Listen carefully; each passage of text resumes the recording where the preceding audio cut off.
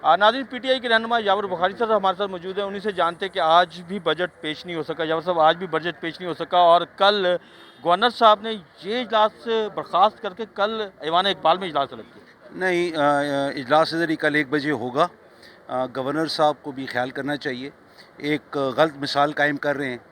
और जिस बात के ऊपर सारा मसला है वो ये है कि आईजी और सीएस ईवान से बालातर नहीं है, अवान के नीचे ही सारे आते हैं। जब अवान बुलाता है, स्पीकर बुलाता है, तो वो उनको आना चाहिए। एक बात, ये सीएम जो हडहर्मी कर रहे हैं उसको एहसास नहीं है कि वो जमहूरियत को क्या नुकसान पहुंचा रहे हैं।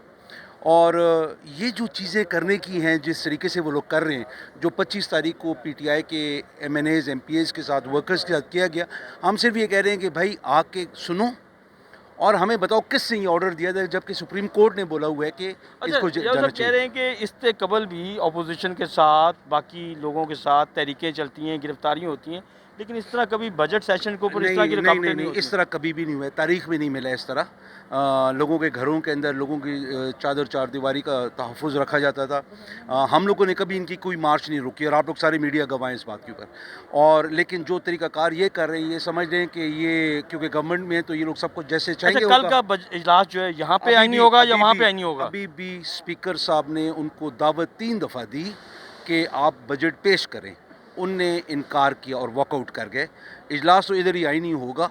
वो और जो क्योंकि ऐवान इकबाल में गवर्नर साहब ने तलब किया? तो वो कोई आईन, उसकी आइन की कोई हैसियत नहीं है। वो यहाँ पे होगा, वहाँ पे उनकी कोई आइनी हैसियत नहीं होगी। जो होना है वो इधर ही होना है। अगर हुकूमत आज ये चीज़ें प्रेसिडेंट सेट कर रही है तो कल क्या होगा? कल हमारी हुकूमत आएगी।